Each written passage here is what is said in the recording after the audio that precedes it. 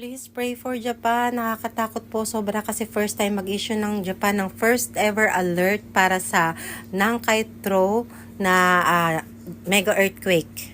Dahil nga sa nangyaring lindol kahapon sa Miyazaki Ken, maaring ito raw yung maging trigger at tuluyan na nga maganap yung kinatatakutan na mega earthquake.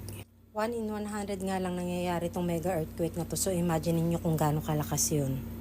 Na para bang sa 30 years ay nanahimik lang siya tapos biglang sasabog, ganun daw katindi. Magkakaroon din daw ng tsunami at kasali nga yung lugar namin sa mga magiging affected areas. Kaya simula kahapon ayan yung mga news nila na maging alerto at maghanda na. Almost half ng Japan ngayon magiging apektado kung sakasakali. At sinasabing times 10 pa siguro nung March 11 earthquake yung magiging damage na magaganap dito.